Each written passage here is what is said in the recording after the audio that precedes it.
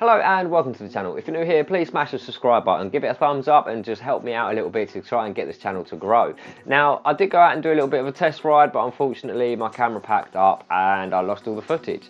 As a result, it is now in a million little itty bitty pieces and I've had to order a new one because I had enough of it, to be quite frank. Now, one of the things that I actually saw on Facebook was that someone asked, what is the difference between, like, you know, the 125s and when you get onto bigger bikes? And I thought, you know what, that is an amazing question, because there was such a difference when I did my full bike license. A lot of the stuff actually caught me off guard, and it was a bit of a shock and a surprise because these machines are massively different. Now, I'm gonna split this a little bit in two, really, because the first things that you're going to notice are basically when you sit on the bike and you haven't even started it, you haven't even moved, you haven't gone anywhere, you literally put a leg over the motorcycle. Now, the first thing that you will notice is the size of the machine. The size of the machine all of a sudden is bigger. The petrol tank is bigger, it's wider, the bars are wider. And that is the first thing that you will notice. This whole machine is basically a much larger machine.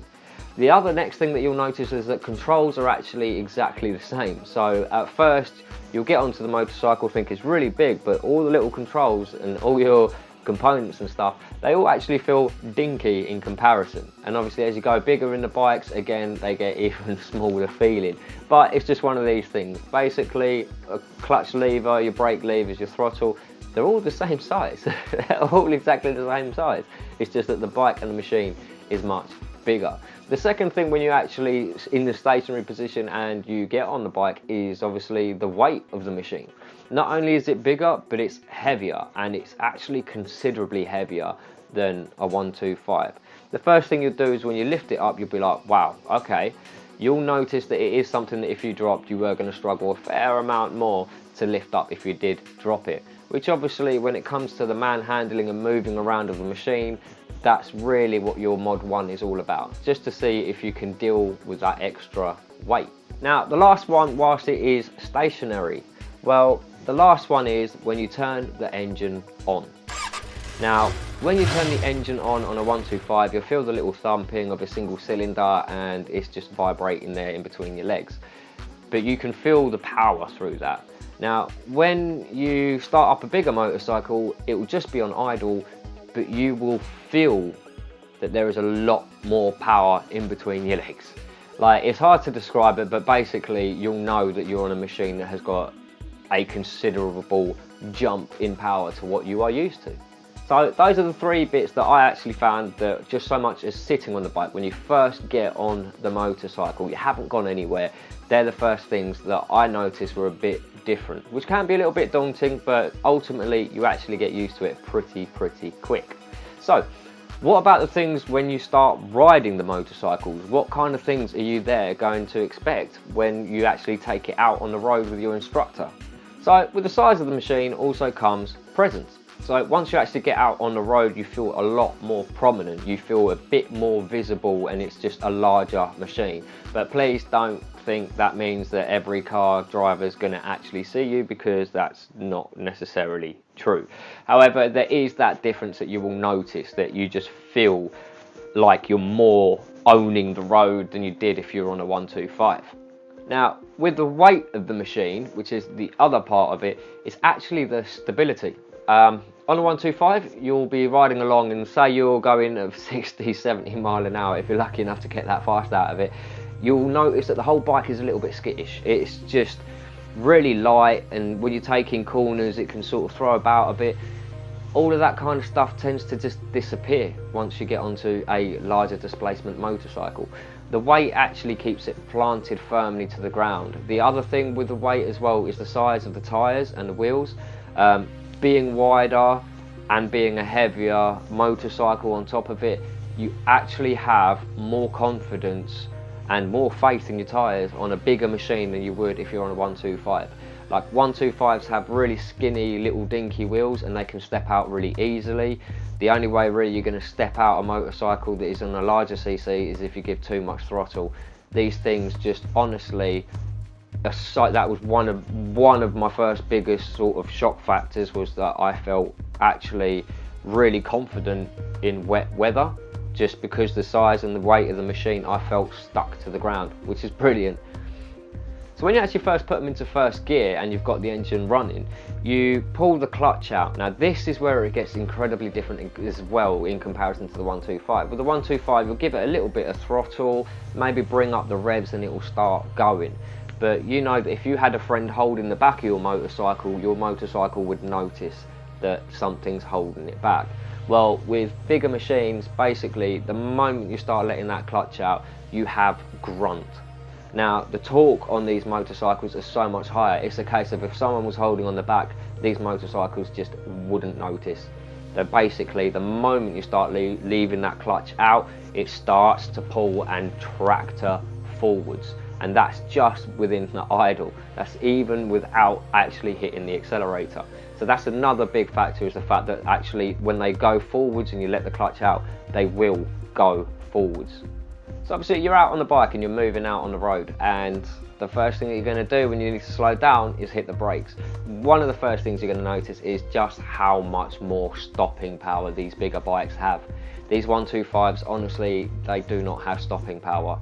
If you get onto a bigger motorcycle, you will notice the moment you touch in those brakes, it is literally a push off the bars kind of braking. You'll end up learning how to be a bit more delicate with the brakes and things like that, but when you're talking dual front disc brakes with sort of like massive calipers, yeah, the stopping power on a bigger machine is much stronger. And that's not just to stop, in a sense, when you're doing like slow speeds, it's also because the bikes are so much faster. With the 125, you don't necessarily need too much discipline when you're riding them. With these machines, they're not scary when you're going along the throttle, but if you do open that throttle, it's a complete animal in comparison to a 125. It is not anywhere near the same as a 125. Just, yeah, you'll feel like you're on a skateboard when you go back to a 125. It really is that noticeably different.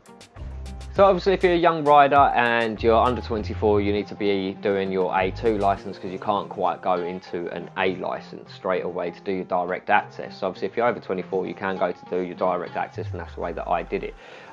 Me personally, I actually totally agree with that. The driving standards agencies have definitely got it right. Basically, A2 license and A category license motorcycles, obviously you've got the whole sort of divide of them. There is a complete difference between those two bikes as well. So if you're getting into an A2 license, like for instance with this one, this is a Zonti 310R, which is 35 horsepower to 163 kilos. That actually, power to weight ratio, puts it more towards the top end of the A2 license. So again, A2 license also comes with a restriction of power to weight ratio. So on paper, with a horsepower output, this doesn't look like it's up the top, but when you actually take into consideration power to weight ratio, then the Zonti's actually jumps right up. Now the issue with that is, this is all you're going to need on the road and a little bit more. So it's real world speeds when you're doing A2 licensed motorcycles. What is the difference when you go onto an A class motorcycle is that they are batshit insane. They are absolute cannons. I cannot express that enough. I mean, for an A2, I'm still able to pull 0 to 60 in about 5.5 seconds. That's basically sports car fast.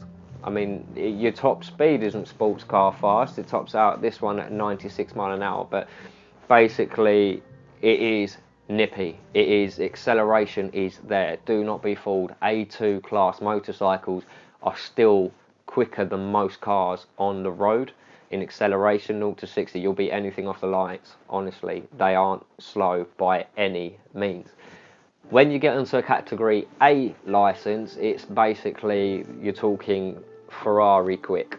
You're not talking slow machines anymore.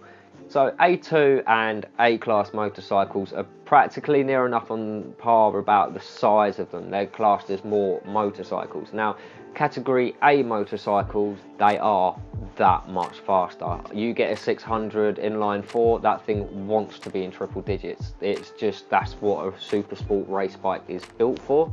And that is what they want to do.